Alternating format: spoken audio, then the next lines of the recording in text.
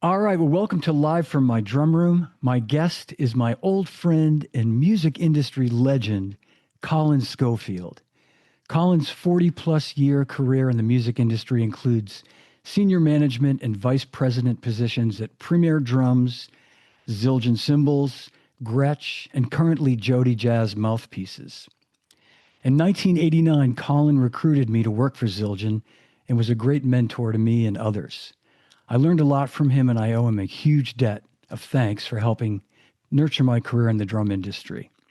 Well, last week, we reconnected at PASIC, and it was a pleasure to spend time with Colin and our mutual friend and former Zildjian colleague, Paul Francis, whom you all know from Royal Cymbals. And today, we'll talk about Colin's long and successful career and the impact he made at Zildjian and other companies in the industry. We'll no doubt share a few war stories along the way, so come along for the ride and please welcome my dear old friend and music industry legend, Colin Schofield. Yeah, Perfect. nothing like old guys struggling with technology to entertain people. And I'm absolutely no help trying to help you figure things out. And there's, speaking of Paul Francis, I mentioned in the intro, the Cats, of which he is one of us, Cats. So, all right, He's listening in. Hey, he's Paul. listening in, as is Charlie Drayton. Oh, my man, Mr. Yeah, Drayton. Mr. Drayton. Thank you, Colin, for taking time to be here today. Too, I know you're actually at work, and I appreciate you taking time. That's the beauty of being, the boss there, that you can just, get together with an old friend. And Well, we, it all works out in the wash. So I don't really work regular hours. You work when you need to work, and that can be the whole weekend sometimes.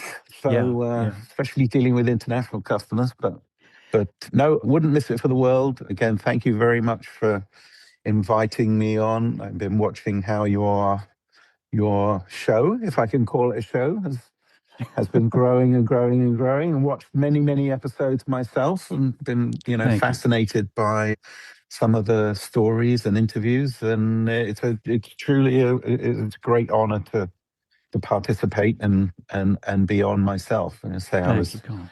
I was really upset that I couldn't participate in the one for the anniversary for the American drummers. No, for the Buddy Rich Memorial Scholarship concert. Yeah, I know. Me too. I was so, and you were But missed that's by the way everybody. that's the way things work. I still have some stories about that. And of course, I had a full head of hair and a 32-inch waist before that concert. And I remember. Yeah, I put a lot of miles on me, that one. Boy, I know it did. I know all it for a did. good cause. Yeah, it really was. That was an amazing event, and I'm glad you was. mentioned it, because it's definitely in my notes of what I would think to be your career highlights. Certainly at Zildjian, that was a big one, and that was, and again, for everybody watching, I did this episode a year ago to commemorate the 35th anniversary of the Buddy Rich Memorial Concert in Los Angeles, which was the second one, the one that our friend Rob Wallace, who's watching right now, videotaped for Hudson or for DCI back in the day. And Colin, unfortunately, was on a flight back from China and missed it by a day. And I reached out to all the guys that were involved and said, and Kathy Rich, and said, can we just push it a day? And Dave Weckl was in India, and Steve Gadd was somewhere, and it just, I'm the last person on the list you need to worry about. But you were very important. But it was a great show. I mean, I enjoyed it. Oh, I say my recollection of certain things is a little bit different, but generally speaking, I say it was an incredible event. It really was. It really was. It really was. Well, let's jump in and talk about young Colin Schofield, the drummer, and kind of, which I'm guessing is what this is what got you being a drummer, is what got you into the business to begin with. I think for all of us, that's the, and this is obviously a picture of you, and I think it says 1982, so it's not a teenage Colin, but you're a drummer. You started off as a drummer and played in bands, and you grew up in London, right? Yeah. No, I describe myself now as a recovering drummer, but yeah, I mean, at one time, that was really all that I was interested in. I'd always, loved music from a, from being a toddler. My mum loved music. There was always music on in the house, and I think I've told you this story, but my grandparents lived across the street from Abbey Road Studios. So we could literally look out of their window and Oh my see who was gosh. ever going in and out. We were high enough so you could see over the wall. So we could literally see who was going in and out of Abbey Road Studios. We'd go there for Sunday lunch every Sunday, and we'd regularly see the Beatles coming in and out of there. Oh my They'd be God. sort of like a bunch of commotion, and you they would kind of like drive in behind the brick walls, but you could see them coming in and out. Now, at that age, I was, didn't necessarily mean much to me. My older sister would have been freaking out, getting excited, but we were right across the street from Abbey Road Studios, and my mum did take my sister and I to the Beatles' Christmas concert at the Hammersmith Odeon in 1965, when I would have been Wow. 5 years old, which I think Yeah. was one of the last shows that they did. I think it was on their last Yeah. tour. I'm not a Beatles expert, but and I remember them coming out on stage in the big sweater from Help. You remember the movie Help, Hmm. where all four of Absolutely. them are wearing a one Yeah. giant sweater with 8 arms? Yeah. And that I remember them coming out on stage wearing that sweater. And then, to be perfectly honest, it was just people screaming. And, Right. 5-year-old Colin didn't really enjoy that very much. And it ended up with like my mum kind of taking me out because it was just girls screaming, including my Yeah. sister, who was just, there was just lots and lots of people screaming. But so music was always a part of me. I remember like Alice Cooper was probably my first great love. Totally got into the Alice Cooper band. I loved all their stuff. And then I think probably most seriously was Emerson, Lake and Palmer. Mm. So Hmm. my first drum hero was Carl Palmer. I had Yeah. Yeah. everything that Emerson, Lake and Palmer did. I was seriously a paid up member of the Emerson, Lake and Palmer Appreciation Society, which was a thing back then. Yeah. I believe And it. I saw them live at Wembley, 1974, on the Welcome Back My Friends to the Show That Never Ends.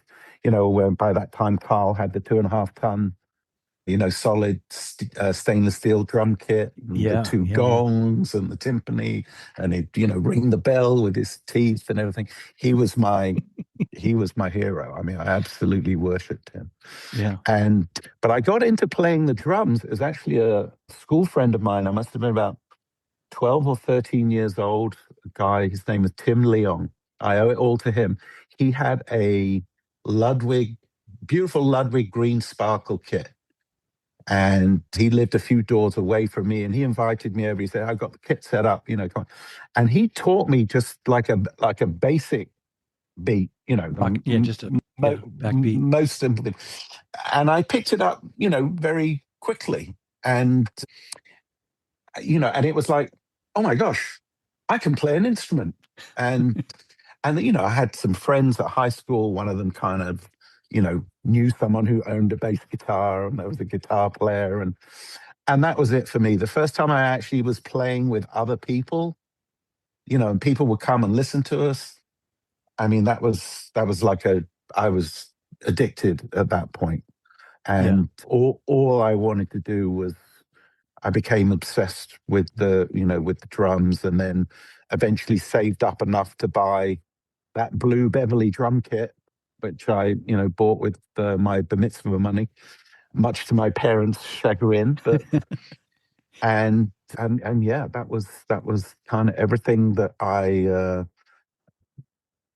yeah, by that point, I'd already started working for Premiere, so I'd augmented it with some other drums. But Yeah. I was going to I ask you have that. Okay. so, Yeah. but just to finish, kind of what really was the turning point, though, for me was again, 1974. Emerson, Lake and Palmer kind of went into hiatus, and they kind of disappeared for a while. And another friend of mine Mr. Dave Feld. I remember him very well. He was a very good friend at the time. He had a copy of the Mahavishnu Orchestra Birds of Fire. Mm. And he either lent me his or I went out and bought a copy of it because I was so obsessed with Emerson, Lake and Palmer. It's like if there was no new Emerson, Lake and Palmer music, I didn't know what to listen to. And I remember listening to Mahavishnu, listening to Birds of Fire, and like the first time I played it, I thought, oh, this is just noise. I don't understand it, and I put it away. And then a couple of weeks later, kind of played it again, and I don't know how many listens it took, but I remember there was one day when I listened to it, and it was like someone pulled back the curtains, and suddenly it all made sense to me. And yeah, and from that point on, I was like kind of, was totally into, what we called at the time jazz rock, Mm-hmm. and totally got into, Mahavishnu and Weather Report and Return to Forever and all those drums, all those drummers, Lenny White, Alphonse Mouzon, Narada Michael Walden, Steve Gadd, on all those early 70s jazz rock records were, that was my, life. And Billy, still to this day, I honestly don't think I would be living in the United States, would have gotten the job with Zildjian or any of this if it hadn't have been for the emotion that Billy's playing stirred in me. I mean, I just, I remember walking up and down Oxford Street in London when Spectrum came out, trying to get a copy of Spectrum, and then and that was it for me. And again, it was actually, a bad thing that I listened to Billy as much as I did because, then I was playing kind of like R&B bands and stuff and trying to play all my, Billy Cobham stuff, which was, completely inappropriate. So, Like it you wasn't do. a good thing to be, but, I got the aviator glasses like him. And, so that photo that you showed, that was me meeting Billy for the first time which was actually at the International Drummers Meeting in Koblenz that they used to have every year in 1984. And I mean, that was, the expression on my face sums it all up because, it was like Billy was, a god to me. I mean, he, still to this day, as he stirs that passion when I listen to those early records. There was nothing like it to me. So, well, I then, know. and again, from getting into that music, then I started to go backwards and got more into, bebop and, all the jazz rockers. They would just talk about, Miles. And so I then got into Miles Davis and then, Tony Williams and then, as it became all consuming. Yeah. Yeah. Well, I was just going to say when we started working together, when you hired me in '89, we had met years before that, but it was what's the term I'm looking for? Crystal clear.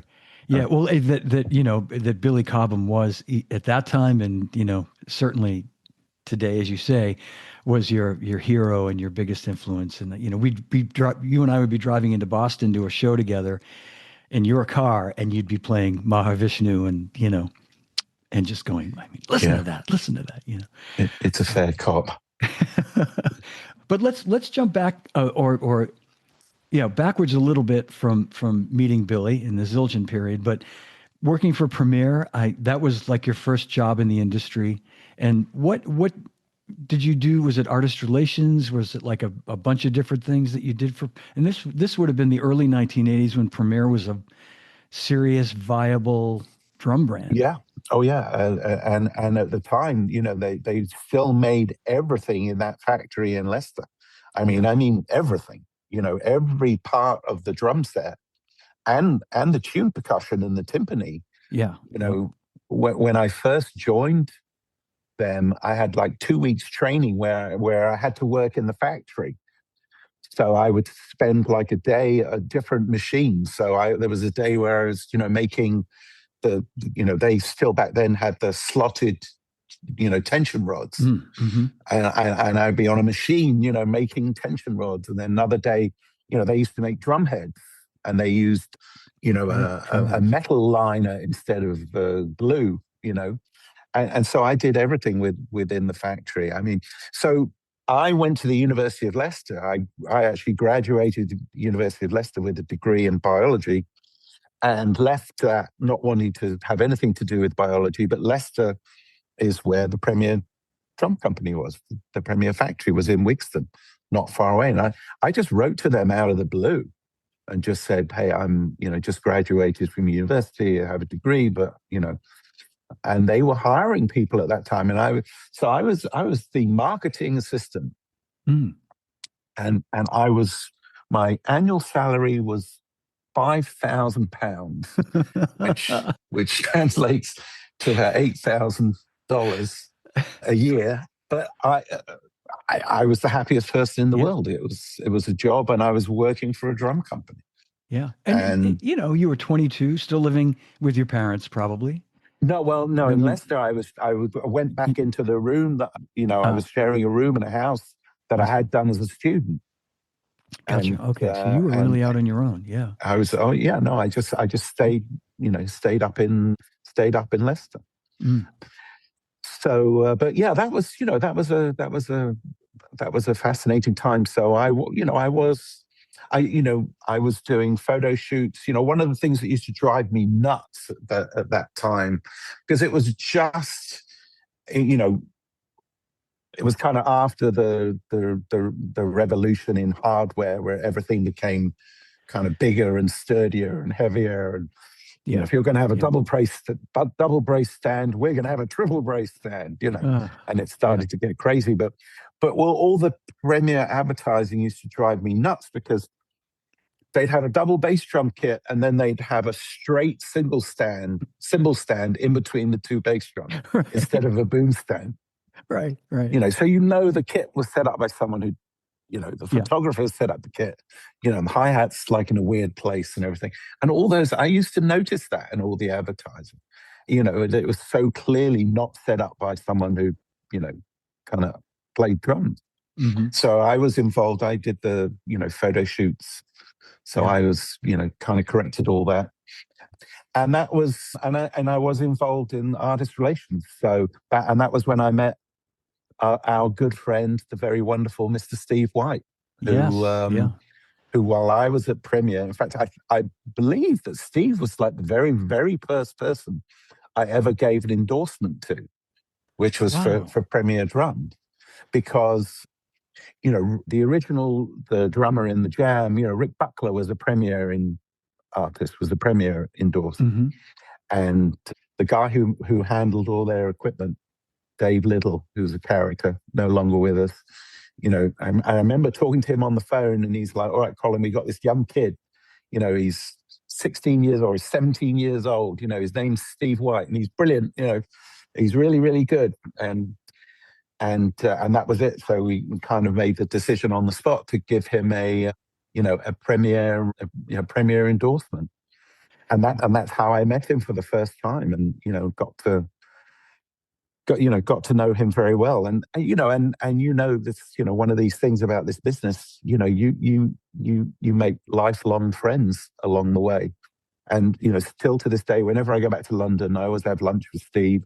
We're messaging each other all the time, and he's just one of the greatest people absolutely I've ever met, and feel very fortunate. When he'd come over to Boston, he'd stay at my house.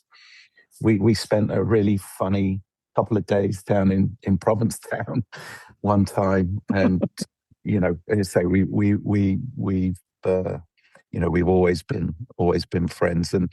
And then another important person was Mel Gaynor, mm-hmm. from the Simple Minds. Mel became a very, very good friend. And again, this was 1982, 1983, and Mel was, Simple Minds were on top of the world. They were one of the biggest bands in the UK. Absolutely, And that's I met Mel. I gave Mel a Premier endorsement, and that's how I'd met Mel. But it was my first job in the industry. I remember meeting Richie Hayward, who I was a huge fan of. He'd come over to play with Robert Plant, and they were rehearsing at Shepperton Studios. And I had to bring kit down for him. I met Richie, And I remember that Genesis were rehearsing in kind of like they were doing production rehearsals in the next studio. And I got over and met Chester Thompson, Phil Collins, and could sneak in and watch them rehearsing for the Genesis tour. So it was a What a dream great come time. true. What I a didn't great care. I time. was only earning $8,000 a year. I was happiest man in the world. Plus, I got to be able to, kind of we used to have a big lone drum area at Premier. So I would often take some of those drums, because I was still gigging at that time. And, so you grab a snare drum here or a couple of other drums and, check out all this other Premier stuff. So, that was an amazing, amazing too. I think when you hired me, Colin, in 1989, you were paying me about $8,000 a year. Now that I think of it. So, yeah, well, that was, the salaries were not my decision at that time. If you were earning 8,000, I was earning 8.5. I can tell you. So let's jump ahead. So it's great to hear that backstory. The how Premiere sort of launched it for you, and then were you recruited to work for the Zildjian UK office? Had they just opened an office? So the Zildjian UK office had just opened, and again, kind of without getting into the details, that was, just after the split with Zildjian and Sabian. So, so very, very quick history lesson. Before Amadis passed away, Armand Zildjian was in charge. He ran the US business, and Bob Zildjian ran the international business. Yeah. So, Bob Zildjian had the relationship with all the international distributors. So when when the separation happened, Zildjian opened an international liaison office in London to manage all the international business. It was originally set up by a gentleman by the name of Rainer Pitwan, but he then our Chris Noblet, mm-hmm. who was absolutely my mentor. He took over. No, I was actually what happened in September of 1983. Premier had one of their many bankruptcies when the bank came in and kind of took over, and a lot of the management was let go, including me. And so that was around in September '83. There were a lot of I was made redundant. I was gone. But to explain, so at that time, Zildjian actually had 3 distributors in the United Kingdom. So Premier Drums was one of the 3 Zildjian distributors in the UK. Mm-hmm. So that's how I'd gotten to meet Chris Noblet. And then Chris was making some changes at the Zildjian UK office. And he said I should apply for that job. And then, you remember, Chris, I remember having an interview with Chris, and I think I might have said 3 words or 4 words, maybe. Yes. Remember? And, I kind of came out of the interview thinking, I think that went well, And, because he'd already met me, so he knew me, so he'd already made his mind up, before the interview. And then, before you know it, I moved back down to London, and their office, the Zildjian UK office, was in Windsor, right around the corner from Windsor Castle. Mm-hmm. And I took on I was like International Artist Relations and Promotions Manager was my title. And that I started in October of 1983. Wow. That's, And so you worked there for couple of years or not quite, and then about a year and a half. It was from October 1983 to May 1985, and then you were relocated to Los Angeles. And then at that time, they must have liked what I'd done at the UK office, and then they relocated. They just opened the Zildjian West office, which back then was on La Cienega Boulevard, right at the cross section with Santa Monica Boulevard. And they just opened that office, and they wanted, they transferred me to come over. It was initially meant to be kind of like only for a year. Because, I should explain that, you know, at this time, Sabian weren't really established that much at this time. The cymbal world was Zildjian and Paiste. Yeah, absolutely. Yep. That was really, as a drummer, you had two choices. There was Zildjian and Paiste. There were a couple of other cheap things, and there was these weird K Zildjian things that you might find in a store, cheap. They weren't considered good cymbals back then, and a lot of them weren't at that time. Yeah, but it was really Zildjian and Paiste, and Paiste, had made huge inroads. They were very shrewd. They were very good marketers, and they specifically targeted all the rock drummers. So in the UK, when I started working, if you were playing jazz, then you play Zildjian cymbals. But if you were playing rock, then you play Paiste. The 2002s were, all the rock band. I mean, Ian Pace, obviously John Bonham, and then like Van Halen and these sort of more newer American bands. Absolutely. Yeah. It was the same. It was the same thing in the US. So I say, while I was at Zildjian UK, I'd done a very good job in terms of kind of getting more rock drummers and changing the image of of Zildjian. So we used to do ads with great drummer Budgie from Susie and the Banshees. Fantastic drummer. Yeah. But Zildjian would never have gone close to people like that. And of course Mel Gaynor, I got him onto Zildjian. Mark Brzezicki from Big Country. Yeah. He started playing. He was, Mark and Mel, like the two biggest names in drumming in the UK at that time.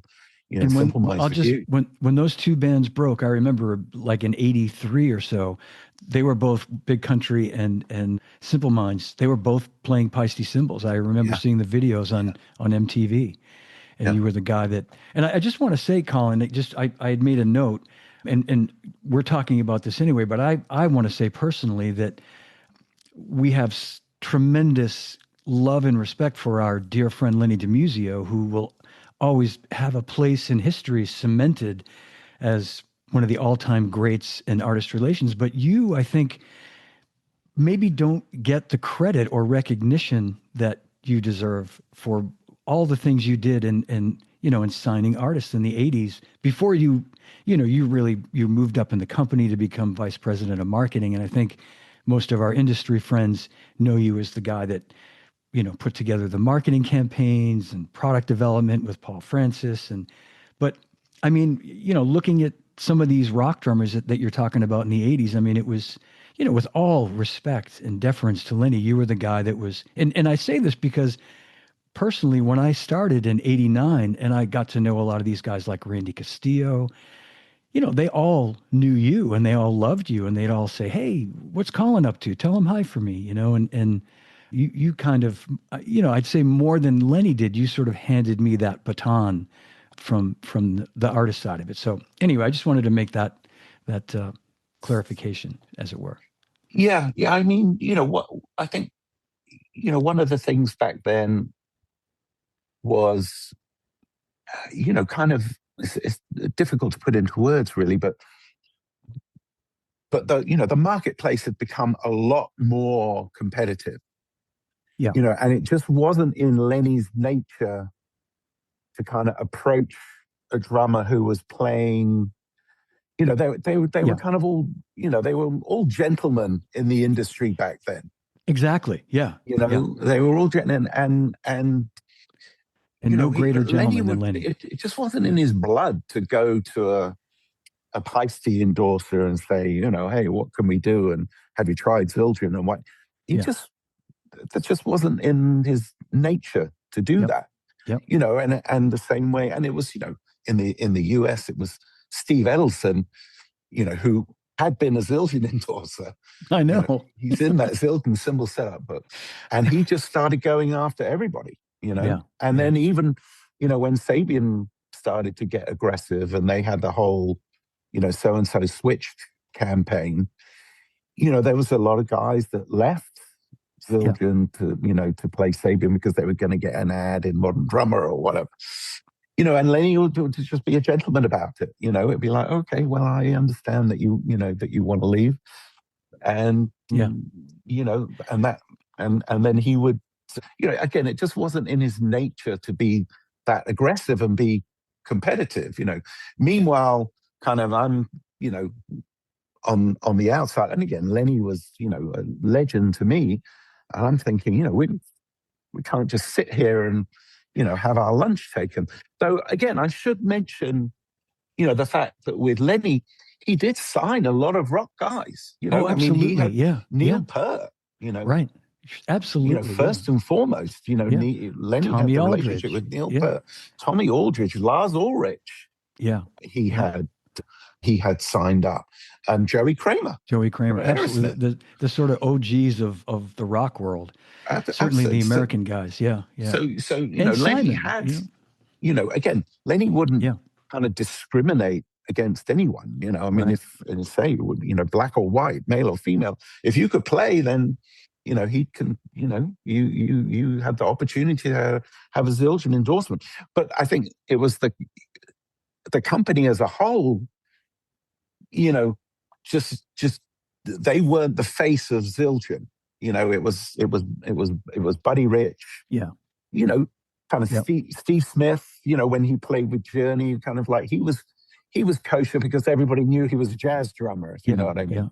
Yeah. Yeah. Danny But Sparrowfin sort of kind of yeah. like the pure rock guys. They really didn't advertise. That was one of the first things when I started working for Zildjian. I was like, why are you not advertising Neil Peart? I mean, at that time,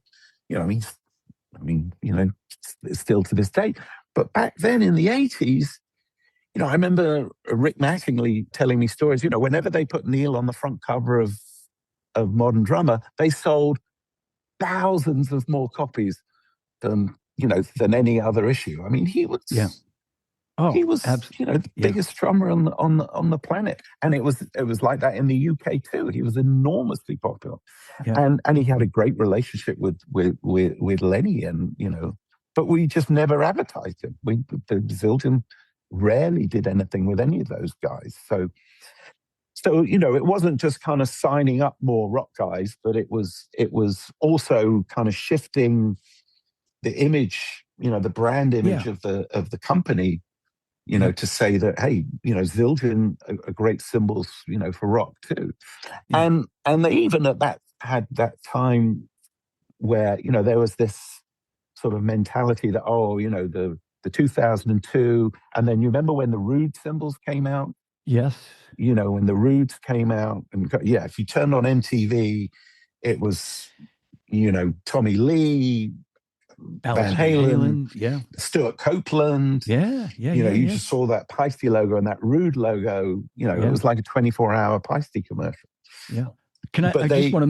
I was just going to make a comment about Steve Edelson, which, just before I forget this, when you mentioned Steve, our dear friend, sadly no longer with us, but Steve opened the Peisty West Coast office in the early 1982. And this is a funny thing. I had Jim Keltner on my show when we were talking, or this might have just been a conversation we were having, but I think it was on one of the podcasts when Jim was on, and he said something like, man, I don't even know how I got hooked up with Peisty. I don't even remember when I signed with him. And I said, I'm pretty sure it was Steve Edelson, you and Jeff. And he went, doggone it, I think you're right. He said, now that you say, he said, I forgot about Steve. He said, yeah, I think it was. And Steve, like you say, to his credit, was, there were all these drummers in Los Angeles, many of whom didn't even have an endorsement. Jeff Beccaro, for example. And I think Jim did not have a Zildjian. He didn't have to necessarily poach them. He just said, hey, try these cymbals. And absolutely right. Yeah. So it was anyway, I wanted to make that point about, what you were up against when you moved to Los Angeles. And it was initially a bit of an uphill battle to sort of penetrate that market. Yeah. The other thing is, Steve had done a very, very good job, in all the TV shows and film studios. Yeah. So, back then you had, American Bandstand and Solid Solid Gold. Yeah. Gold, Yeah. and they were all playing. They were all playing Paiste cymbals, and you know that that that that's a that's a good story. So I remember, so I became very friendly with Jan Parent, who was at that time he was the drum department manager at SIR in Los Angeles. Yeah. And Jan used to take me to the filming of all these of all these shows. And one of the I mean everything was lip sync, everything was Yeah. playback. And I remember talking with one of the producers, saying, well, why you only have Pisces cymbals, etc. And he said, listen, the biggest problem for us, he said, drums are no problem. We can put pads on the drums, and that quietens them, and so no one can hear the drums. It doesn't feedback, doesn't come through the stage, the studio mic. Yeah. He said, but we always have a problem with cymbals, because we tell the drummers not to hit cymbals, but they're constantly hitting cymbals. We could put tape on them to deaden them, but that looks awful. Yeah. And he said, if you could come up with something that looks exactly like a real cymbal, but doesn't make a noise, he said, we'll start using the Zildjians. And that's when we came up with the idea of the playback cymbals. The dead cymbals. Yeah. Yeah. The dead cymbals. Yeah. And so that was two cymbals stuck together, and it looked exactly like a cymbal. And what would you do? You'd lay down the top of one cymbal and you'd lay down the bottom of another cymbal, and then glue them together. Yeah. And then they looked exactly like a cymbal, but when you hit them, they didn't make a noise. So we started making those, and then within a very short period of time, that kind of the word got out, and all the studios started using the Zildjian playback cymbals, and even for a lot of videos, when they were shooting videos for MTV, they would put the Zildjians up there, because again, for the same issue, so the drummers could hit them, but the sound wouldn't come through any of the recordings that they were doing. Yeah. Yep. No, I remember that. Yeah, that was when I started there. That was, we were constantly, they were so in demand because MTV was still such a huge thing, and the SIR and New York and LA, and constantly needing, and we were happy to send them because it meant we were getting our product on TV. So absolutely. Yeah. No, it made a big difference. And we did, again, when I moved to Zildjian West, that was the height of the heavy metal era. I mean, it was, all those, Rat and Motley Crue and all those bands. But, again, one of the first people that I met and got friendly with was Eric Singer. Yes. Eric was, great drummer. And again, I owe a lot to Eric. He introduced me to kind of like a lot of the rock drummers at that time. And it was through Eric. There you go. That was. He looks exactly the same too, by the way. He does. I know. It's unbelievable. Yeah. That was my farewell party from Zildjian West when I moved back east. Wow. So there's quite a cast of characters there. That's a great picture.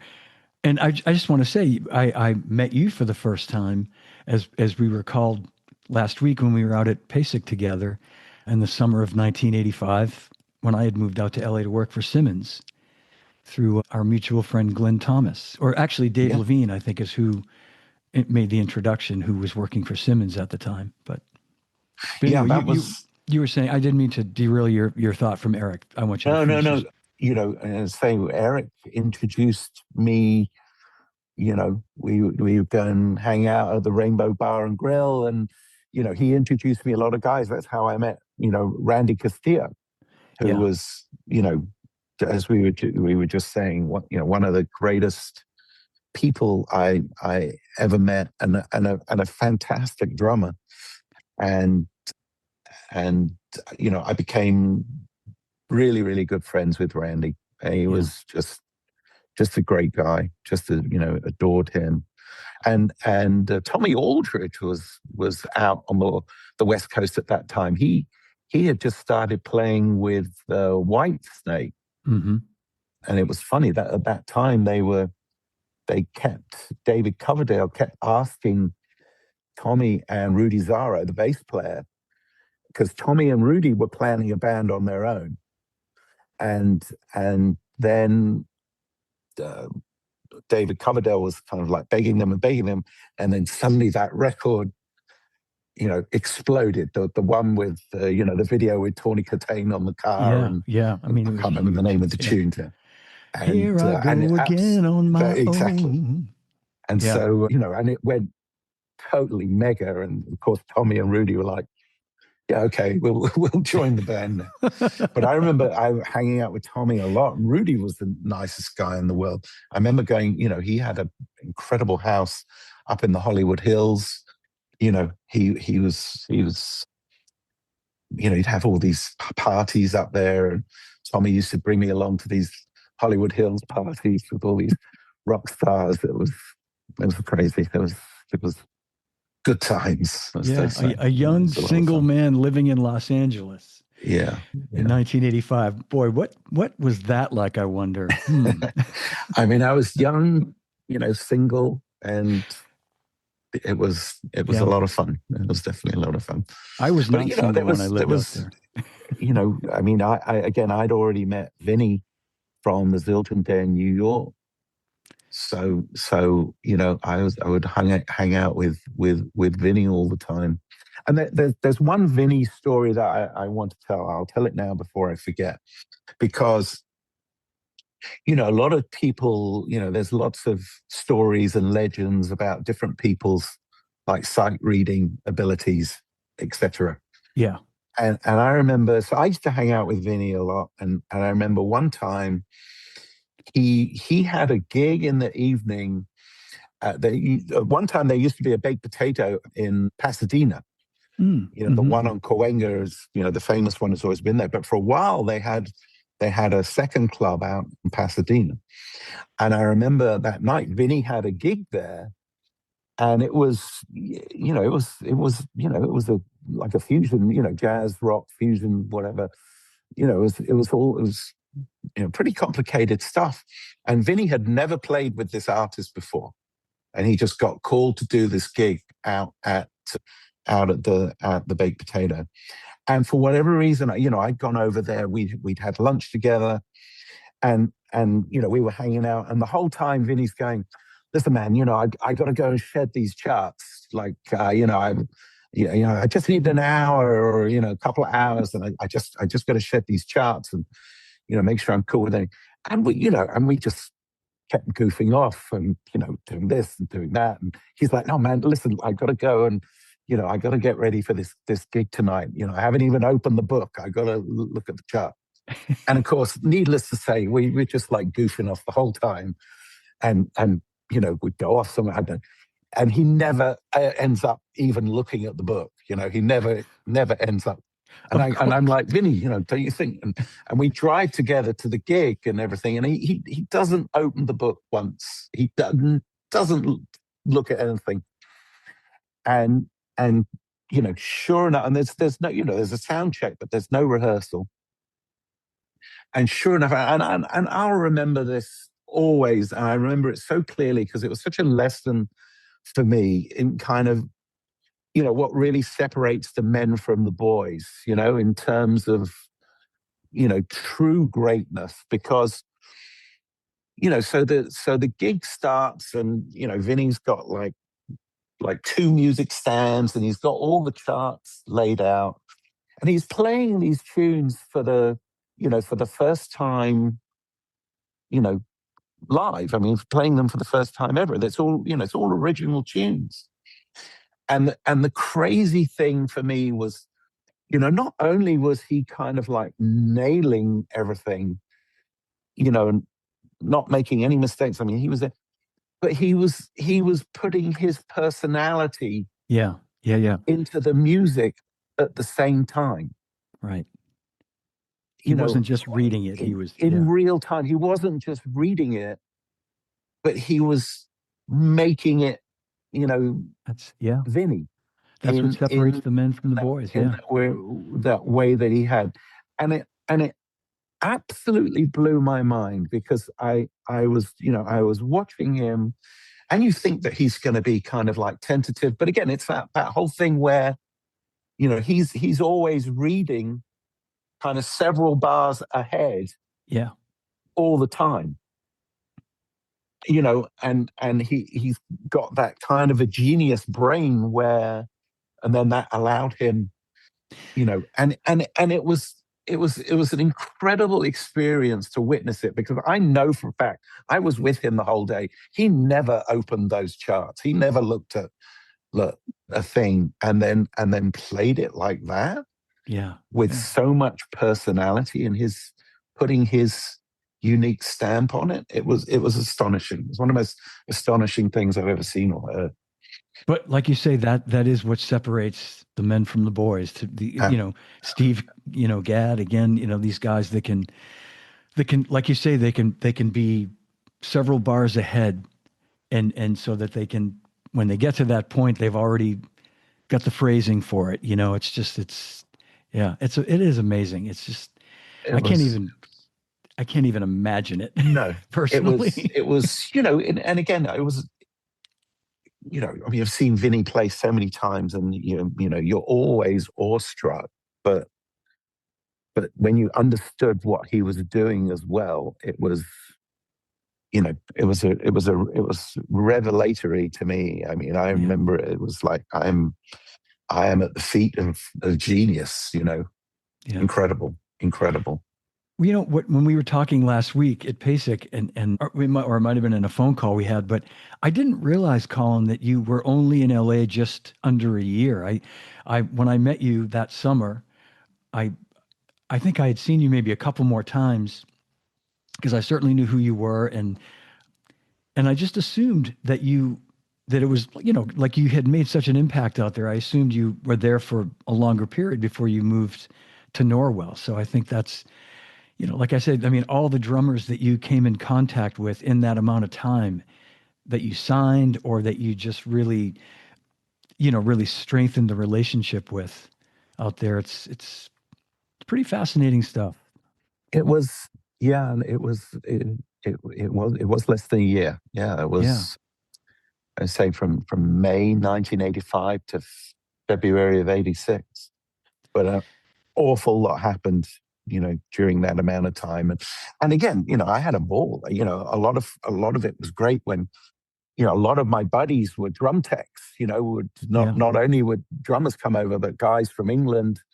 They would land in LA, and want to know where the best Indian restaurant was, and so I get to see a lot of the drum tech friends that I had from England. You remember Nuno that used to work for Yes, I sure the do. Alan Yeah. White's guy? Yeah. Yeah. I got to know him really well. Yeah. Great New guy, no. This is new no. Yeah. wonderful guy. Great guy. So I got to, you know to I remember Gary Wallace coming over, with when he was doing the Power Station tour, Yeah. Yeah. and hanging with him. They stayed in Los Angeles for like a couple of weeks, so they were seeing someone, from home, you Yeah. know, Yeah. and so that was great. Manny Elias from Tears for Fears, Sure. Yeah. again at that time, 1985, they were biggest Huge. band in the world. Yeah. The Thompson twins, Boris Bransbury Williams, they all came over and they would stay in Los Angeles for a couple of weeks. So it was great. So I get to, see a bunch of my friends from the UK, and they'd have a friendly face to, kind of show Yeah. them around. It That's was great. uh, it was a ball. It was a lot of fun. No, it was. I say it was a pretty amazing time. Plus, back then all the studio guys were playing in the clubs. At that time. So you go out and you see Vinny at the Baked Potato, or Tommy Breathline, or Alex Acuna. Chester Thompson used to play. David Yeah. Garibaldi. So I got to Yeah. see Jeff too. all Jeff would. Yeah. all these heroes, Yeah. just playing in little tiny clubs. It was mind blowing. And of course, we cannot forget our very good friend, Mr. Rick Marotta, Yes. who literally took me under his wing when I first moved to Los Angeles. For whatever reason, he took a shining to me, and I spent my first ever Thanksgiving at Rick Marotta's house. That's You know, that's such a great story. That there he he is right because there on the right. I didn't know what a Thanksgiving was. And I Yeah. remember Rick calling and saying, "Well, what are you doing for Thanksgiving?" He said, "I'm Thanksgiving. What's Thanksgiving?" He said, "Well, you're coming to my house." And of course, they had the like something a Martha Stewart style Thanksgiving with every side dish and all the fixings and the biggest turkey you've ever seen in your life. And it was an incredible day, and I remember it well. And back then he had the DeLorean. So we would. I remember pulling up to these clubs in Rick's, with the gull, doors and everything. And he just He's so great, subtle. He's just so greatest, subtle. greatest guy in the world. We had a He lot is. of funny, very funny times with Rick. God. Yeah. But and I'll say, and you know this too, because you just saw him over the summer. He's to this day is one of the most generous, like when he, like you said, I mean, I can totally envision that. Like, what are you doing for Thanksgiving? You're not going to spend Yeah, it alone. You got to come to my house. right. And that's, And he he's a great introduced friend. me to Steve Kahn, the guitar player. And Yeah, that time sure. I was in my full Steve Jordan obsession. I loved all those Eyewitness records, and Steve Kahn was staying at his house, and Rick said, "Hey, come over, meet Steve Kahn." And Steve Kahn, I'm, become one of my best friends. He's Yeah. at my wedding. He was at my wedding. I stay in contact with him all the time. Great, great, great guy. Yeah. So, but other names I want to mention: Ian Wallace, that's how I met out at Zildjian West. Yeah. Yeah. Now Ian was playing Peisty, but Right. he'd always wanted to play, Zildjians. He's from the same part of London as me, so we hit it off. We were fast, became very very good friends early on. It was devastating when we lost him again. Just great great great person. It was Absolutely. very Yeah. sad, but Wonderful. And a fabulous drummer and with a storied career, with Bob Dylan and Jackson Brown and and he when I met him, everybody. he was doing Don Henley. Don, That of was the course, Don Henley. Yes. Boys of Summer tour he was doing. Yes. Yeah. Yeah. And again, that was like the biggest record, out there at that time. Right. But Right. but Right. we had great fun with Ian. He was another, Brit abroad. So Yeah. he also showed me the ropes. But Well, so when you moved, and we're obviously you spent many 20 something years at Zildjian, so there's lots of ground to cover, and I know we won't cover it all. But when you moved to Norwell, you were promoted, and they said we want to move you to headquarters in Norwell, Mass. And was your job? Did your position changed to a marketing position? yeah, I Technically, mean, or and initially when I first moved to Norwell, I was primarily doing artist relations. mm, Again, kind of helping Lenny out. yeah, Again, I yeah, was always, very deferential and had much reverence for Lenny, and so I would go to so many shows with him. yeah, And that was the time when they the Boston Garden was kind of being renovated, so all the big shows were out at the Worcester Centrum. yeah. Do you remember that period? So I do. Yeah, that was a good old drive. So yeah, I mean, there was you know, a countless number of times that Lenny and I would drive out to the Worcester Centrum to see whoever was there. So I was always never wanted to kind of step on Lenny's toes in any way. So but again, Lenny trusted me. yeah, So when I came to Lenny and said, "Hey, Lenny, this guy's really important. We should sign him up." It was he trusted me. yeah. Of So course. Yeah. so it worked very well.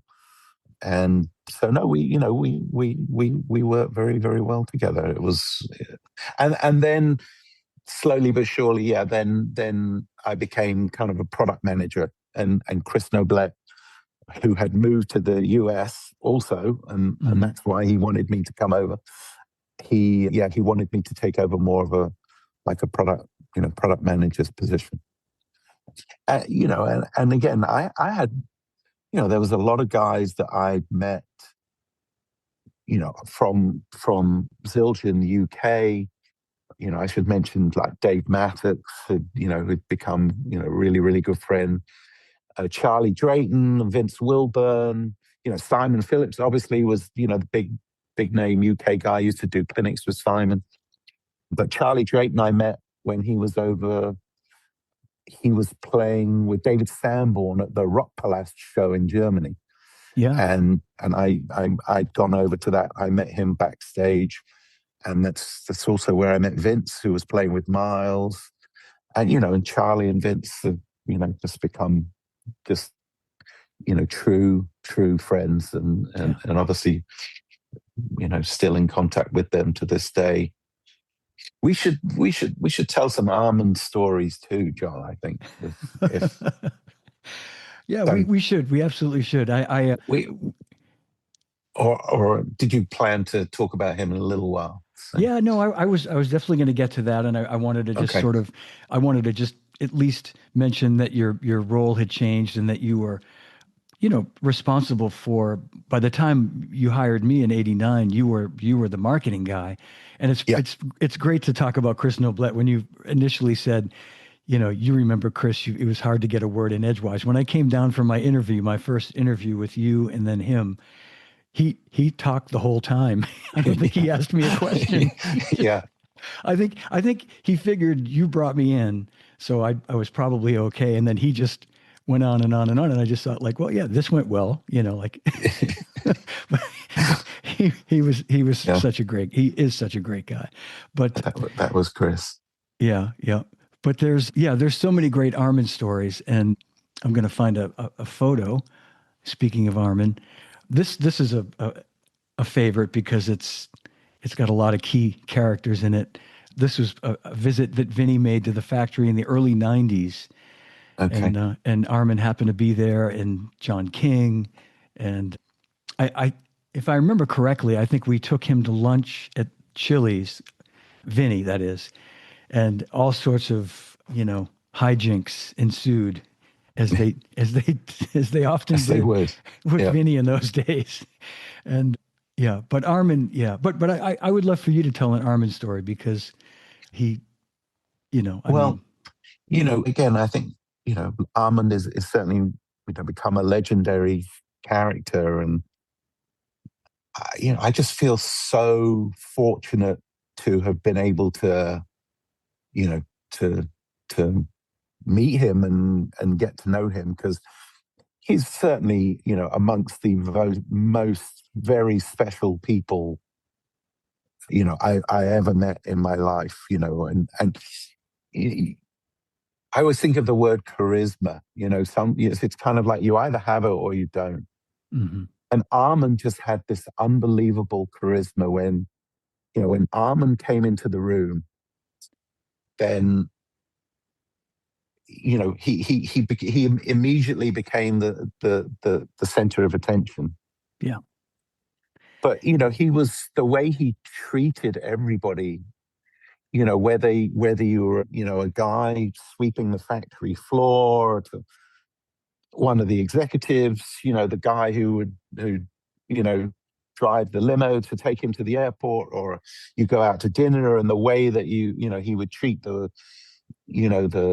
waitresses or whatever. I mean, he, he was just such a gentleman, and so sort of humble, and that really, really taught me a lot. I mean, here is Armand Zildjian, that the owner of the Zildjian, empire, and he treated everybody with so much dignity and respect, and absolutely. and Yeah. and so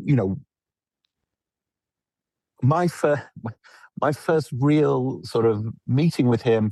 So after I joined Zildjian in the UK, which was what, October of 1983, having been unemployed for a couple of weeks.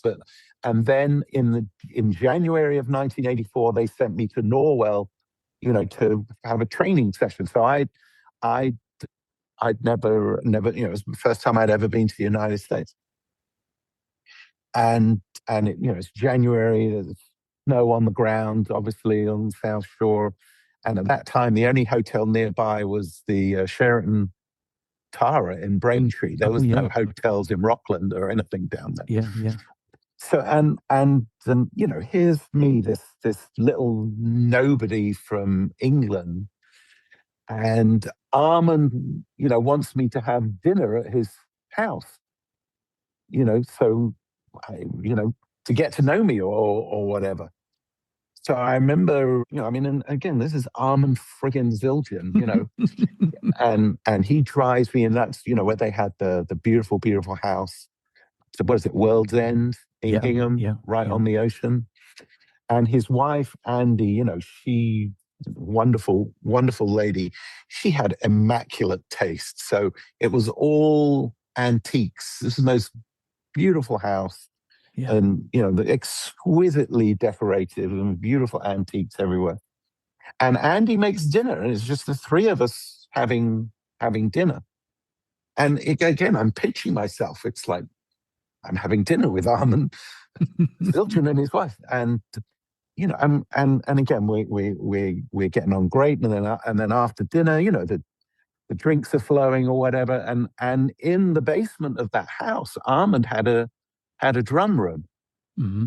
So after dinner, we're sitting around and we're having a little drink, and he's playing all this big band music and all. I mean, that was Armand's passion. He loved Buddy and all, and Maynard Ferguson. Yeah. And we end up in the drum room downstairs, and he had all these. They were friends with the guy who made Vibes, so he had a bunch of Vibes drum kits and a bunch of percussion instruments. Yeah. So it's like it's 11 o'clock at night, and we're down in the basement, and and Armand's he's playing a drum kit, and I'm playing the drum kit and playing the bongos, and I'm jamming out with Armand Zildjian, and I'd just literally been unemployed like 4 months before that, and now I'm in America for the first time, and I'm in a basement playing drums with Armand Zildjian. So, but what I always remember, the greatest thing was, so he didn't want to have to drive me all the way back to Braintree. So he's like, oh no, you'll just stay here the night and I'll take you in. And I always remember. So he shows me to the spare bedroom, and he says, oh, I'll get you a toothbrush and some stuff. And I remember he comes back in and he's got no shirt on. He's just got a towel around his waist. This arm, and he's like, oh yeah, we've got you these, from when they would travel to Japan, they would have those little packs of toothbrush and toothpaste that you got on the airplane. Yeah. And, and he gave me some of like his old pajamas and stuff, and he was just the greatest guy in the world. And I'll never forget it. He's there, he's got a towel on, no shirt. He's like, yeah, here you go, you'll be comfortable here. Is there anything else you need? What can I get you? You want, want something for bed? And and it's like all of us, we would have walked off a cliff for Armand. You would have followed him into battle. I mean, he was just the greatest guy. Just I adored him. Absolutely adored him. It was, and you remember what it was like. You'd be in meetings with him, and I don't know if we've told this story, but a lot of people don't realize that he was very artistic. Yes. Yeah. Left-handed. And he would draw caricatures of people. Do you remember that? I do. Yeah. You'd be sitting there in a meeting, and everybody's being terribly serious, and Armand would be scribbling away, and then he'd just kind of like put it in front of you. Yeah. This caricature of someone in the room, and you'd have to try not to laugh. Oh, absolutely. Yeah. Oh God, it was so funny. Such a mischief maker. He was just, And then you put the two of them together, you put Lenny and Armand together. Yeah. And 1 and 1 equals like 100. I mean, they would just feed off of each other. and I used to do trips to New York with them. And I remember going to one of the drum corps finals, just the three of us. And you just basically laughed the whole time. You never stopped laughing. I remember going to one of the drum corps finals, and it was in Madison, Wisconsin. And we got there and it was like 120 degrees. It's the middle of summer. And we'd all showed up, we had long pants and everything. And I remember there was an Army and Navy store, Army and Navy surplus store, like right next to the hotel. So Armin goes, "Come on, we're going over there." And he gets his American Express card and he says, "Buy whatever you want." And I remember, so Armin bought a pair of like Bermuda shorts and a Hawaiian shirt and like a captain's hat, and he had to, for the DCI, he had to give an award to someone. And he didn't buy any different shoes. So he had his dress shoes, like, dress shoes and black socks, and then Bermuda shorts and a Hawaiian shirt and a captain's hat. And he, walked down to give the award dressed like that. It was just the funniest thing. Oh my God. Yeah. It was hilarious. It was just the funniest thing. So many. Oh God, I know. Yeah. I tell that story and I'll leave out the end of it, but when Modern Drummer opened their offices in the must have been the early or mid 90s, they'd moved offices to a new place and they had a big open house and we all went down for the day. And it was you and me and Lenny and Armand, and might have just been the four of us. It was, but in any case, we spent an afternoon there and then stayed in Manhattan, stayed at the Mayflower Hotel where we always stayed. And I remember we were in one of the rooms and Lenny did the classic leaning against the wall and took a power nap. Do you remember that? Just like against the wall and just 15 minutes. Sleep standing up. Yeah. Sleep standing up. And then I think we went out with Kathy Rich for dinner that night. And and it was just a day full of just one hilarious thing after another. Oh. Just with the two of them. It was just hysterical. Yeah. Absolutely. John Sorensen is watching, Colin. John Sorensen is watching, and he says, as John. Rob Wallace and Tom Myers. But Big John says, one meeting we had Armin drew Paul Struble while we were sweating it. Yeah, I know. He just, God, he was wired for just fun.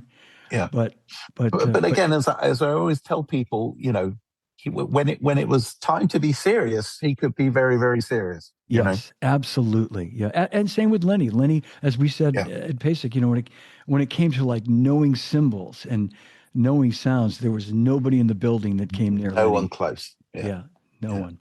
Yeah. And that includes you, Paul Francis, if you're watching this. We all learned from them. Armin could just look at a cymbal and tell you what it was going to sound like. You could just see from the shape, and how it felt. I mean, it was incredible. And as far as matching cymbals, I think I've said that before. Lenny was the master in terms of putting I know, obviously Leon kind of took over from that, but Leon learned from Lenny.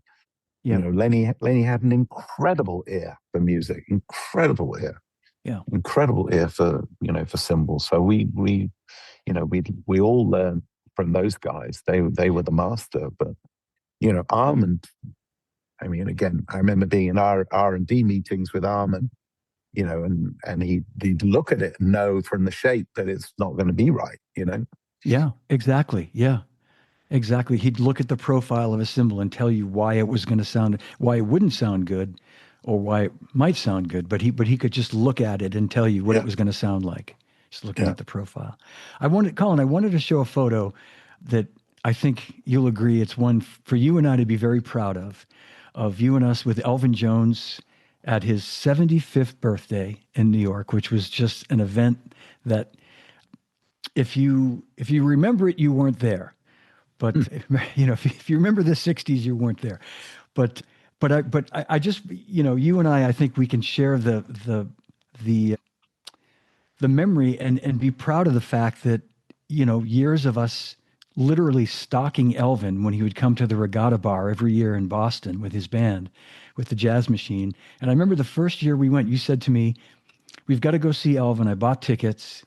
We've got to try to." He had left Zildjian to go to Istanbul Cymbals, And the germ of the idea for the Constantinoples, it was still maybe a year or so away. I think we were working on the orchestral versions, and the next project was going to be drum set cymbals. But you had the great foresight to try to open this dialogue with Elvin and try to get him back to play Zildjian so that we could have him be one of the, flagship Constantinople drummers. And I remember us going the first time, and we're in the regatta bar way early, like no one else is in there, and there's Keiko setting up Elvin's drums. And we introduced ourselves, and she wanted nothing to do with us. This is what I Yeah. remember. She was polite, but she said, Elvin's taking a nap. He needs his rest. Maybe between shows, you can say hello to him. He can say a quick hello to you, but no, he's not going to come down and meet with you. So we just kind of went, okay. And we sat there. I think we ordered some food. And then I feel like it was 10 minutes later, Elvin comes down. She must have said, some people from Zildjian are here. And he said, I'm going to go meet them. And that, to me, that was so groundbreaking, because every year for the next 3 years, we went back almost the same time of year, and he would welcome us and greet us, and nothing changed for those first couple years, but eventually got a phone call from Keiko, and she said, Elvin's ready to come back to Zildjian. And that was just such a great memory for me, for both of us to share, that. Yeah, again, I think with Keiko, I think she was Elvin's protector, and I think they'd just been kind of burned so many times, whether it was by record companies or tour promoters or whatever. She was, Yeah, it's skeptical and again, protective. it's all about trust, and I think we earned her trust, as it were, and I think. And I think with Elvin too, a very spiritual person, Elvin. I always used to say, I think, in another culture, he would have been like a shaman, Elvin, Yeah. because there was this very unique spiritual thing that, with Elvin, that I always felt, he was so kind of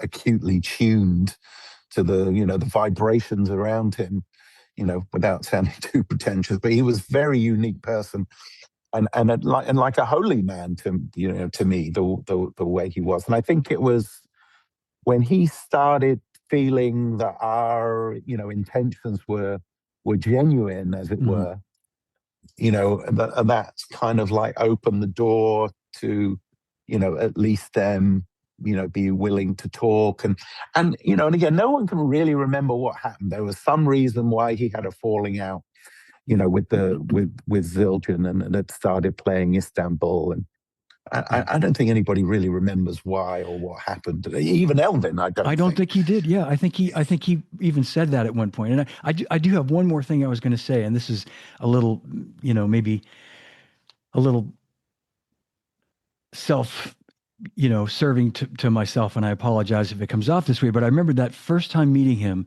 and my kids were like maybe 7 and 5 or 8 and 6 or something. And in the course of the conversation, because we had this wonderful conversation, I think I said, I have two small children, and I showed him pictures of Johnny and Danielle, who were maybe about that old at the time. And then a year later, it was like, was so crazy. Literally a year later, we hadn't seen or spoken with him during that time. We came back, we're sitting in the same spot, and he said to me, how are them babies? And I just remember, like, I wanted to cry. I really did.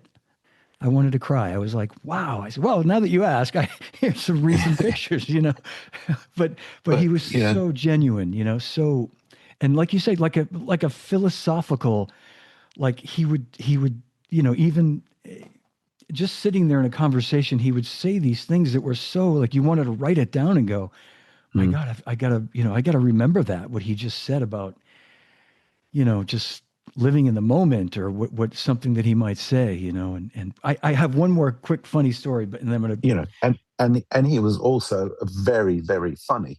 Oh, well, okay. So Yeah. so do you remember? I think you will. We went to New York. Now this was the year. The year was 1998, because it was the year that you produced the first Drummers Achievement Awards, which was in September of 98. And this was in the summer. And you and Craigie and myself, I don't know if Lenny came on this trip, certainly the three of us went to the Jazz Awards at Lincoln Center. Oh yeah, yeah, Do yeah, you yeah, remember yeah, this? yeah. And we had dinner with Max Roach at this Yes. Italian restaurant. And Yeah. Max had been to Zildjian maybe a few months or sometime before.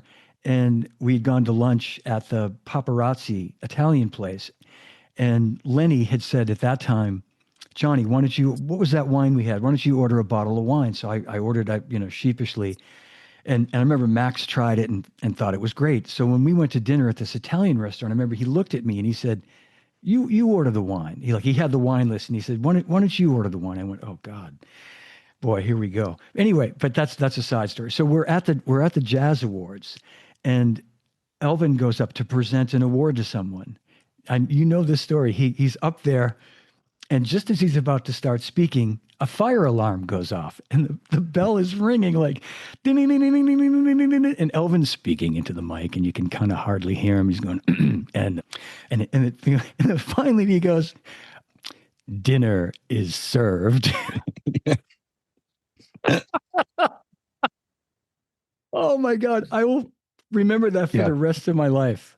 Yeah. Oh my Yeah. God. No, I remember that. It was classic. I mean, he was hilarious, Yeah. and so was Keiko. When you got the two Yes. of them together, you remember how she used to constantly rag on him for eating cornflakes? Jonesy. Yeah. Yeah. Yeah. Why you eat that horse food? Horse food. Right. Oh my God. And then you talk about the 75th anniversary. I don't know if you remember when after the first set, or it could have been at the end. I don't know. We were up in the little dressing room in the Blue Note, Yeah. Yeah. and we'd given Elvin a very, very expensive bottle of cognac for his Yes. 75th birthday. Do you remember that? Yes. It was like $1,000 bottle of cognac that we'd given him.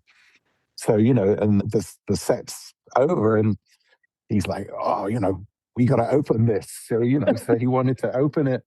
And there's glasses, and Yeah. he pours a glass for himself and everybody else, and he takes a sip, and he's like, he goes,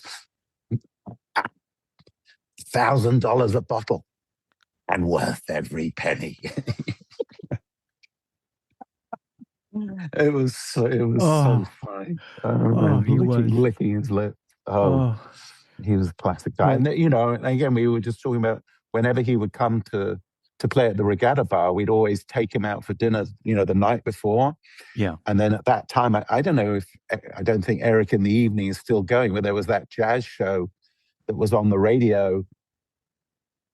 And, and it used to be on at like 11:30. So after we'd finished eating, and, Elvin might have had a few glasses of red wine, he'd then have to go and do the interview with Eric in the Evening, and trying to talk sensibly after we'd been, goofing around for the last. And having consumed more than a couple of glasses of wine. Yeah, he would then, I know. And I feel like a couple of times he'd give us a shout out. He'd say, I was just having dinner with my friends at Zildjian. And Zildjian.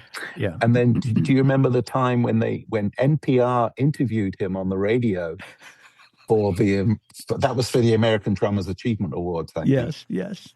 And he's on, they wanted to interview him quite early in the morning. So he's doing the radio interview and everything. They get him on the phone and he's talking and it all goes well. And then I think almost immediately, we called him to say, oh, great interview, Elvin. Thank you so much for doing it. It was a great job, And he goes, yes, just as well it wasn't a TV interview, because I was sitting there at the breakfast table in my boxer shorts. It was so funny. Oh my It God. really was. Yeah. Him and Armin and Lenny were cut from the same cloth. I mean, it was just like, it was there's that great photo somewhere of the three of them. Remember Armin had all those like different hats in his office? Yeah. And there's like Armin's wearing the limo driver's hat, and Elvin's got like a British, bowler hat on. Yes. Yeah. And then Lenny's got like a rabbi's hat on or something. The three of them are just sitting there like perfectly normal. Oh yeah. With their hats on. Gosh. I couldn't find that Incredible photo. That's people. a classic. This is a great photo of speaking of Max, of you and Max and Lenny. That's a really, Really great photo.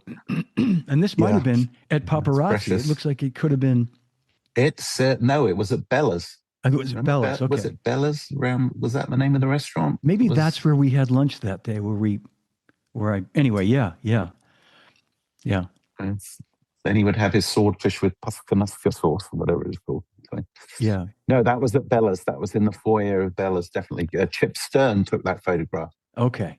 Yep. and there's another very similar photograph of Chip, Max, and Lenny that I took. But yeah, Yeah. that's precious.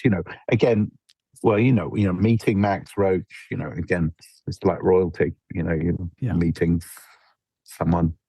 Very, very special. Well, Colin, I want to, as we sort of wind things down, I want to just touch on a couple of things that, what I would think to be, I mean, you had many accomplishments during your time at Zildjian. And I know we're not really touching on some of the things you've done since then, but, when I joined the company in 89, it was in the midst of this really great advertising campaign that you were spearheading, which was this people that were around at that time will remember it was more of the world's greatest drummers play Zildjian than all other brands combined, I think was the headline consistently. And you showed, different drummers doing things outside of playing drums. And it was so, I think, unique and groundbreaking. And I just remember seeing, for the first time seeing one going like, that is such, and then, month after month, you'd have a different one with different Yeah. drummers. And it was such a great idea. And I guess my point to all this is what a great time, when print advertising was actually when it actually meant something, first of all. But these ads were so incredibly impactful back then. I mean, the back page of Modern Drummer magazine, high circulation.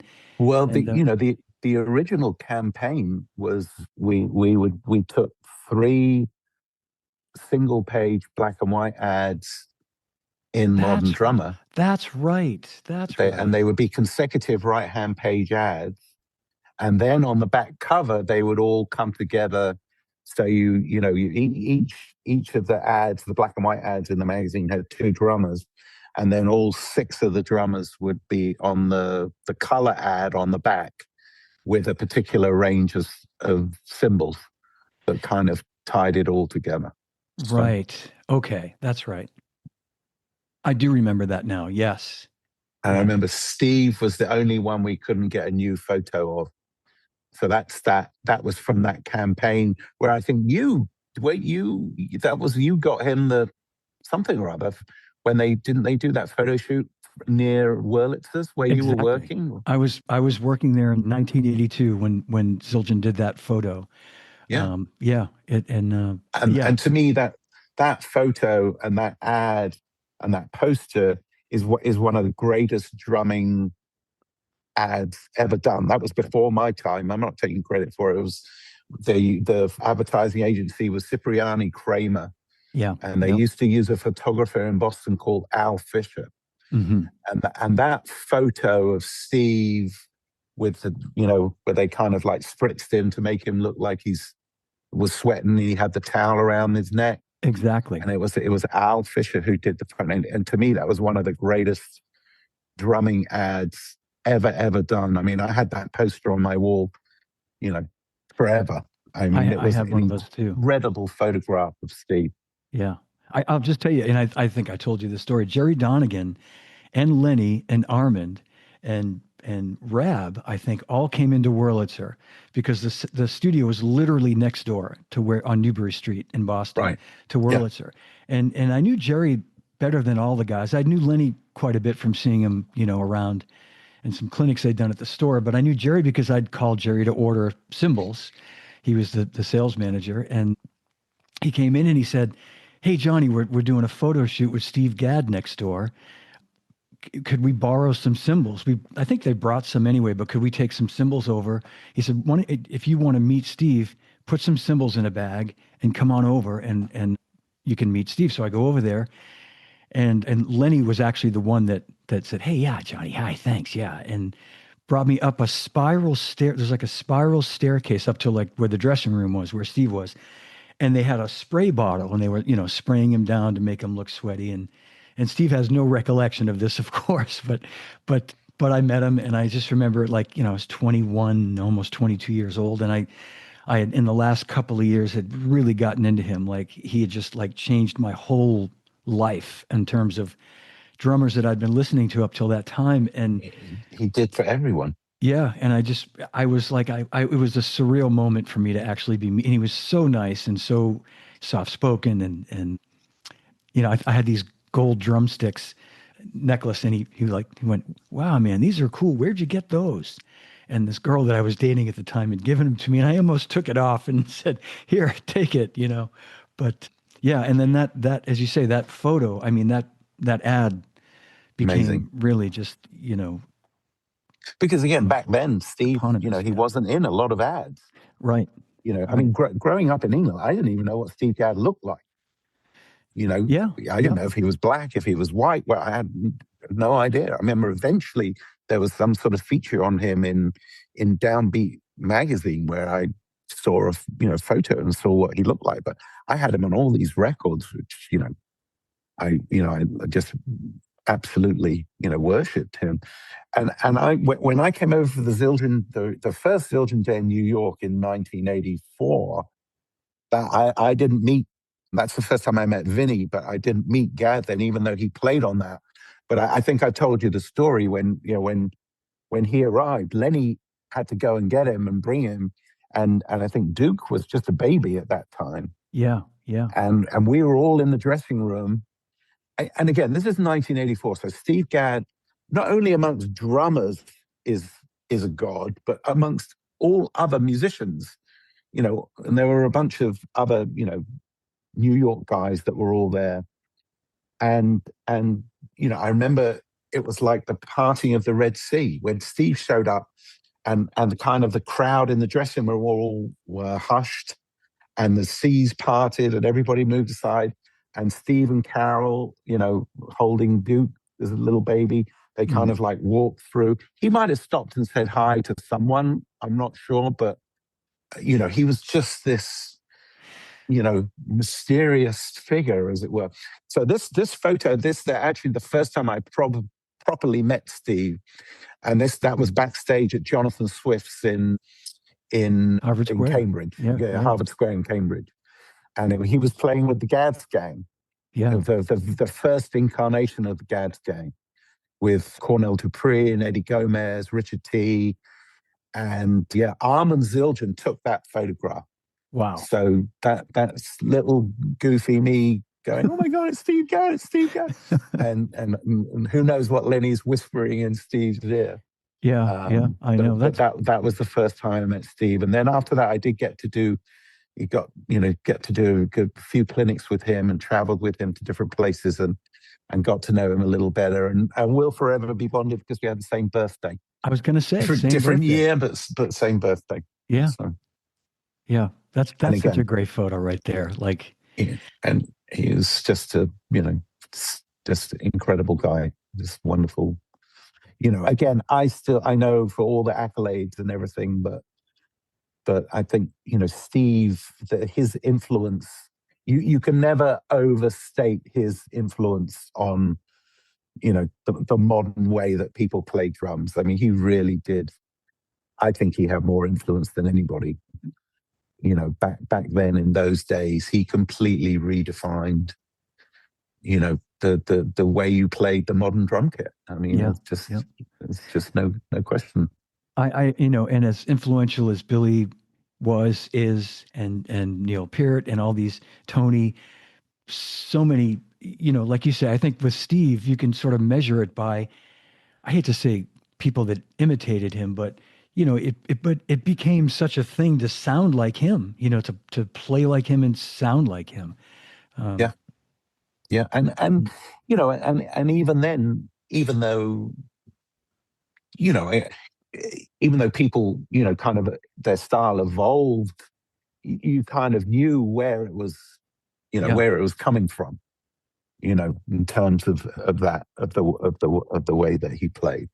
And, and again, he was a supreme musician who happened to be a drummer.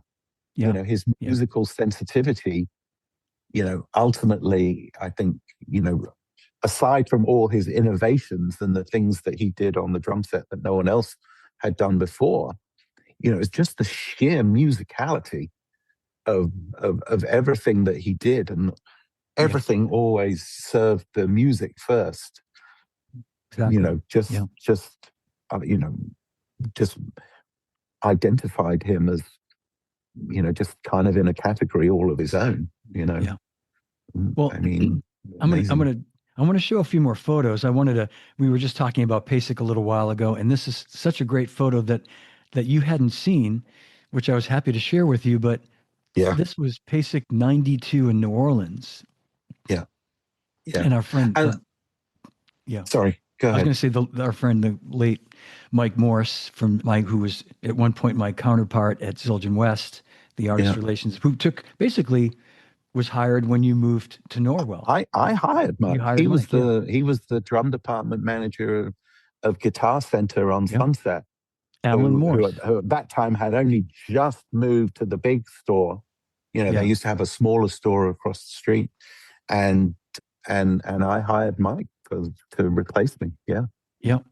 And it's funny seeing he's wearing a 370th T-shirt, which wouldn't have been until the following year, but we had those shirts made up early, and I remember we were handing them out in November of '92 for the following year. But anyway, but the year was definitely 1992 in New Orleans. In Treelock, we were talking about this was just such an incredible event because Treelock Gertu just completely like it was this almost out of body experience that you felt when he played. And I remember the room just we talked about this the other day, just the yeah. collective. He got like a 20-minute standing ovation. Yeah. It was amazing, and again, that's one of those kind of proud moments for me because it was, you know, I wanted Treelock to do Pasek. Yep. It was me who brought him over to do it because again, I was familiar with him from, from Europe, and John from McLaughlin and playing yeah. the John McLaughlin trio and the Oregon and everything, and Yeah. so it was, again, the PAS people, they had no idea who's this tricycle guy, you know, and and his solo, and he started off so quietly with the with the gongs in the water and the egg shakers, and then built it up to this incredible crescendo where he played his unique drum set type thing, and I was like never been so proud. I remember just the reaction from the audience and how people went Yeah. absolutely bananas after his that first opening performance that he did. That was really special. I always remember that he got an ovation, standing ovation like that I've never witnessed before at a PAS. It was unbelievable, and quite Yeah. right too. Yeah. You And I know, think and I think the it was great a year, musicians. yeah, a year or two later, we got him to the Modern Drummer Festival. And it was a similar situation to where, I think what you getting him to PASIC, in a sense, broke the ice to where we could approach Rick Van Horn and the people at MD to Yeah, have him do the festival. And it was an equally successful, you know, stealing the show situation to where he just, there's just something so special about, what he does when he performs. And it's just like his yeah, soul. and it was so original. Yeah. Again, there's more. I think we're exposed more now to Indian rhythms than we were back then, and the way Yeah. he kind of integrated it with the sort of Western style. I guess you can call it a drum set. It really wasn't, but with where he was fusing sort of Indian rhythms with Western style rhythms, and yeah, no, it was breathtaking. Yeah. So Yeah. it And was a great. very, very funny man. Very, very funny man.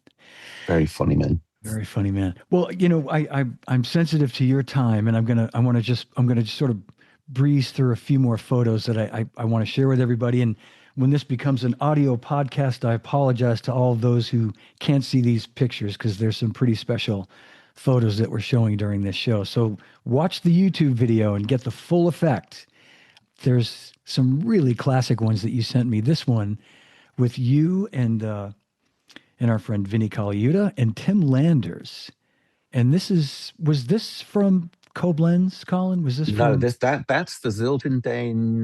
Oh, New York? Zildjian, New New York York. from Okay. 1984. Okay. So, That's right. Yeah. but now I see. I'd already met Tim Landers at the Frankfurt Fair in February of that year. Hmm. So Tim had come over with Steve Smith, who had brought was doing a European tour with Vital Information. Hmm. So again, it's 1984. Steve Smith, again, one of the biggest drummers in the world with Journey, the height of their success. And he basically he put his jazz rock band together, Vital Information, with Dean Brown, God Oh, rest yeah. his soul, Yeah. Yeah. and Dave Kukowski, and and Timmy Landers playing bass. And so they had played at the Frankfurt Fair, and that's where I got to know Tim. And then they came to London the week after Frankfurt, and remember they were staying in some hotel in Hampstead. So I spent a lot of time, driving them around all over, my hometown, and showing them all the different spots. So I already knew Timmy, and had gotten quite friendly with him. Incidentally, that's another Armand story about how I first met Steve Smith. Mm. So the Frankfurt Fair, we always used to stay at like either the Intercontinental or the Frankfurter Hof. I think it was the Intercontinental this year. And Armand would always have like the presidential suite. So Armand always, after the Frankfurt show, he would want everybody to come back to his room. So after the show ended, we'd all end up in the suite, and Armand would have some, appetizers and some drinks and all kind of stuff. And I remember, going back to the suite one time, and I can't remember what it was. I think Chris Noblette is like, oh, Steve Smith's here. And I was like, oh, wow, I'm going to meet Steve Smith. And I'm like, well, where is he? And I don't know. So I can't remember. But anyway, it turns out, so I go into Armand's bedroom, and another story of Armand with not many clothes. Armand's in his undershirt and boxer shorts, and he's having a rumble on the bed with Steve Smith. And they're like wrestling, right? rolling about on the bed.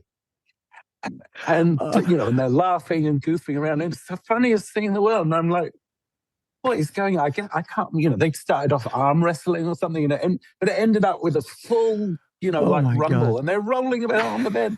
Steve's laughing and Armand's laughing. It was the funniest thing. Oh. That was my introduction to Steve Smith. And then after that, again, we became fast friends. I speak to Steve all the, still in touch with him all the time. Yeah. He's wonderful, wonderful. Well, another wonderful human being. Yeah, you made that point earlier too, which is so true that, so many of these guys, they're true friendships that you make, that, I've been away from Zildjian for coming up on 13 years and you longer than that. But the relationship that you made or have with Steve, it'll be until forever. I mean, it's just he'll send a text with a video link and YouTube link, and I want to show another quick photo. This of a Vinny photo that I think is great. This is from my wedding, which was 2001, and incidentally, I'm going to mention something in a second, but this this is just this beautiful woman. I don't remember that. You don't. Well, I went through. I probably never sent it because we've got a pile of wedding photos that I've never scanned. So I went through. I'd seen it a few times, and I got to scan this. I sent it. So that's Joe Testa on the left. Yeah. Everybody, it's the Fonz, who is now the VP of Artist Relations for Zildjian and Vic Firth, but was the Yamaha Artist Relations Manager at the time, and Vinny, and Colin, and Colin's beautiful wife Marianne. My beautiful wife, Marianne. My God, that's an amazing photo. And it's just the look on Vinny's face and the look on your face is hilarious. So I had to show that.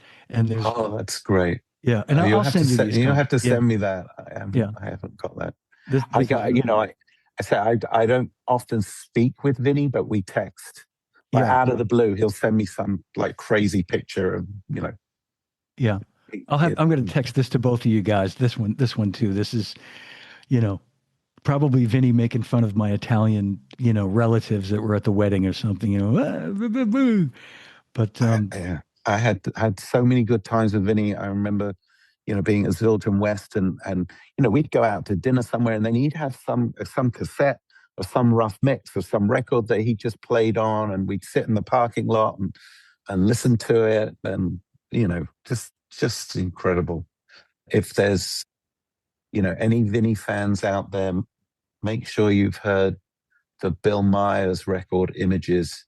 oh yeah, I To me love that. is I 86 remember or something, 87. when I Yeah. remember being in his car and he was dropping me off at my apartment and he's like, "Oh, I just recorded this as a," and to me that's one of, I mean, he has so many incredible performances. I just got the Zappa Halloween box set. What was it, 78 box set that is crazy. Mm, yeah. And but yeah, anyway. Yeah. So Yeah. isn't this photo with the story with your son? Was it that? No, Isn't that, this this is is not about a year. backstage at Greatwoods? No, this was at the Worcester Centrum, and Oh, okay. Steve happened to be in town for something, and I said, or maybe the day I told him up front. I said I'm going to see Dave Matthews, and he'd never met Carter before, and Right. we brought him to the show, to the Worcester Centrum, hung out with Carter afterward, and I remember Steve at the time, I remember him saying to me, "Yeah, I want to see if I can, if we can somehow get on like as an opening act for the Dave Matthews Band with get Vital Information kind of on the jam band circuit," which was a great idea. And Carter said to him, I think the first thing he said is, "Oh my God, Steve Smith, I can't believe I'm meeting you. My band Secrets used to play a bunch of your songs." And so like Carter was like this big fan of Steve, and they connected there. And but yeah, so that other show you're talking about was maybe a year earlier. Do you remember how we signed Carter? I remember you asking me to come into your office and you said, "Check this out. This is some Yeah. guy just sent me their new record. It's a guy called Carter Beauford. And he's looking for a Zildjian endorsement." And it was their, like, the Like, first record that he yeah, or recorded. even like a demo, I think it was. Or Yeah. a dome. I think you're right. I think it was a demo. Yeah. And I remember, and we're like, "Oh my God, this," and I'm like, "Yes, sign him." Well, and you know what? I remember telling Carter this story too. I had to be honest. I said, when I heard the fiddle, I wasn't, I'm like, I don't know about this band, but my God, this drummer is a monster. Like It it's was a crazy. Yeah. crazy I monster remember that. drummer. Yeah. Yeah. I remember that And as one of those things. I just remember you saying, "Come into my office. I want you to hear this record." And I'm like, "Oh my God, yeah. this guy's a bitch. You got to, Sign yes, him up. sign him Yeah. Yeah. immediately." Don't, You know, yeah. I know. I was like it was a lot easier 1993. back then. So, I know. I think about it. It was, I wouldn't want to be doing that job now, trying to no, no, cut through definitely all not. the layers of it all. But Colin, we could go on and on and on, and we'll have to do something again down the road to sort of part two to this because there's so much more to talk about. But I do want to mention also quickly that some of the photos that I used here today were from Lissa Wales, our dear friend. And I want to thank her sister Mary and Carlos Guzman, who kind of manages all these photos, for letting us use them. And thank you guys, and thank you, Mary Wales, for keeping Lissa's memory alive. And so these are beautiful photos. Well, before we end, I do a couple of shout outs. I've got to mention Peter Erskine, who, again, I was literally the world's biggest Weather Report fan. I remember I used to see Weather Report every time they played in London. And I remember seeing them 1978 at Hammersmith Odeon on Peter's first tour. There was one of the most, that was Jacko at his absolute peak.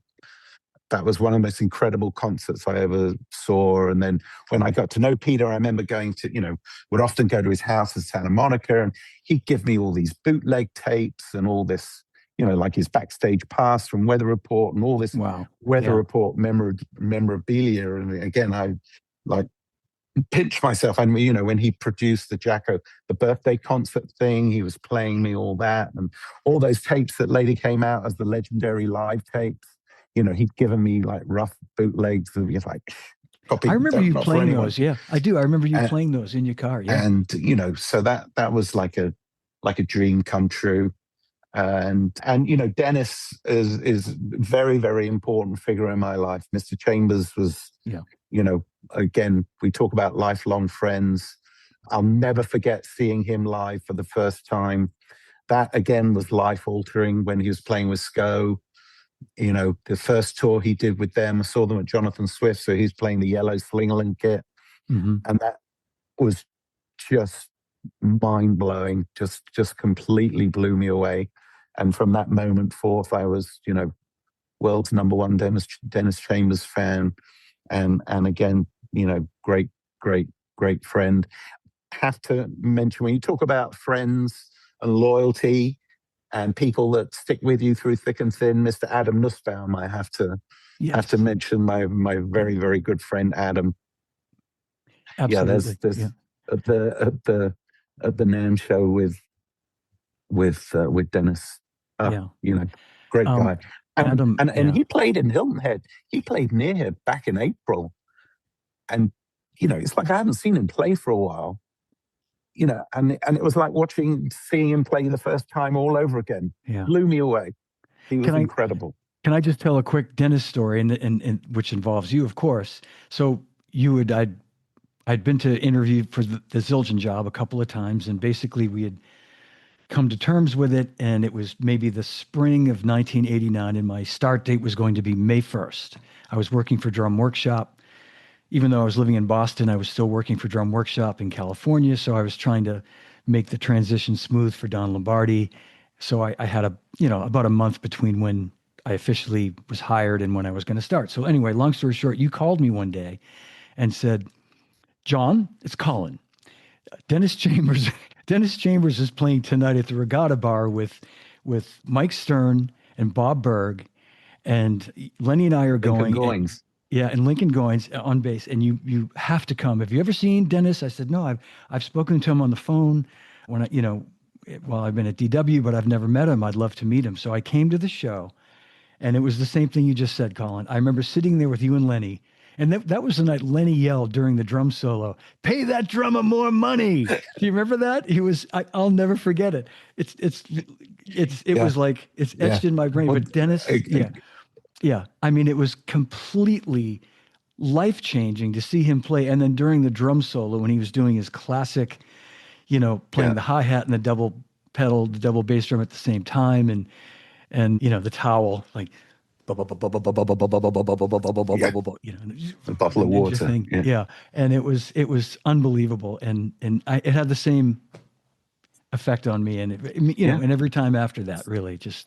And again, I remember going up to the Modern Drummer people, and Dennis had given me had a. This was before Blue Matter came out. He had a tape of a live performance, and I remember sitting and made Bill Miller and Rick Van Horn like listen. I just said, listen to this guy, and that was and that what led to him being on the Modern Drummer Festival. Yeah. Yeah. And again, the Buddy Rich Memorial Scholarship Concert, the one that Zildjian did, the second one. Yeah. That was that was you. It was me that said, no, if we're going to do this, then Dennis has to be on the bill. Yeah. And as it turned out, he didn't make any sort of an impact on that at all. I mean, I mean, that was life-changing for him. I just remember as the guy that was, booking clinics, every dealer after that wanted Dennis Chambers. I mean, it was just, we want to get this guy. It was, and Dennis used to laugh about it, how, he'd been, a professional drummer at that point for 25 years. And that it's, the fact that people were just kind of discovering him was almost like a little humorous, it seemed. He was like, yeah, I've been doing this for since I was 5. There's a video of him on YouTube. He's 18 years old playing with the Brides of Funkenstein, Mm-hmm. and he's Yeah. already Dennis. Yeah. I Yeah. mean, it's Fully formed. ludicrous Yeah. what he's playing. Yeah. I But want to. I think there was something about the Schofield band that kind of did kind of, really give him a chance to kind of take everything to another level, between the groove side of things where, groove for days, and then his speed and the Power. technique that he Yeah. had, and the precision and clarity. I mean, Yeah. mind And blowing. yeah. And I was going to show one more photo that we would absolutely be remiss if we didn't show. And that was, you had such a great friendship with Tony. I know he just adored you. He trusted you. He valued your counsel. And, we lost Tony so young, but we can treasure those moments that we had with him. Yeah, that it was. That was devastating. He was such a special person. Yeah. He was such a unique individual. And again, without getting morbid, the tragedy so much was, he'd had obviously a very difficult, upbringing, and difficult childhood, and he'd had, you know some, tempestuous relationships, shall we say. Yeah. And then Yeah. he finally met Colleen, I know. my dear friend Colleen, who I'm in contact with, regularly to this day. They were soulmates. They were, they truly were soulmates. And it was like Tony had finally found this kind of supreme peace and happiness, Yeah. in his relationship with Colleen, and then That's, tragedy yeah. strikes. That's, I, yeah. I remember him. Colleen told me the story once. I guess the first time she had dinner with Tony and Armand and Lenny, that Tony took Armand and Lenny aside, and was like, "Okay, this is my bride. This is my wife. She's a lady. You guys better behave." Oh, yeah. And it's funny. And Colleen laughs when she tells the story because she was as much fun, if not more, than anybody. Yeah. But Lenny was so, Tony was so protective of her. He's like, "You guys, you better behave yourself." That's great. That is so great. Well, we'll definitely we'll end on a high note with that. And Yeah. Colin, this has been so great. As Vinnie Colaiuta said, to quote Vinnie, Tony Williams is the genius of the drums, and never a truer word was Yeah. spoke. He truly was. He was fantastic. Yeah. Thank you for being here. This has been so great. We've had such great response from everybody watching, and we really just, it's touched the tip of the iceberg with all these stories and memories. But I just saw a text from Dave Mattox just popped up. So. Oh, Dave was watching, yes. My good friend DM. And Steve White was watching and had to run, but this has been wonderful. So many great memories, he said. So thank you, Steve. Thank you, everybody, for watching. And a big hand for my dear friend and my mentor, Colin Schofield, Colin, I want to thank you again for all that you did for me personally, and not just hiring me, but all that I learned from you, working with you and for you all those years. I would have never been equipped, to work in the business without knowing you and learning from you. So thank you. Well, I appreciate that, John. And, kind of hiring someone to essentially take over, with Lenny was a big decision, and there was a lot riding on it. So thank you for making me look good for all those years, because you were the right guy for the job, as history has shown, and more than knocked it out of the park. So thank you. That was it was an easy decision, but it was the right one, clearly. So thank you for all the kind words. Appreciate Thank it. you. Thank you. All And right. wish you much continued success with your Live from the Drum Room podcast. Fantastic Thank you. second career. I I'll appreciate it. Thank you. regularly tune in. Well, yeah, thank you. And thanks for being part of it. And again, thanks everybody for watching today. And a big hand for Colin. And we will see you soon. Colin, hang with me if you would. I'll end the stream and we'll say goodbye in the room. Thanks, everybody. Thanks for watching. We'll see you soon. All right, that's my show. If you enjoyed it, give it a like, leave me a comment, and please subscribe to my YouTube channel. You can also download the episodes on all podcast platforms. And please visit my website, livefrommydrumroom.com, for upcoming shows and information on purchasing Live from My Drum Room t-shirts and hoodies. 100% of the proceeds go toward a scholarship I've created with the Percussive Arts Society. The link is also in the show notes.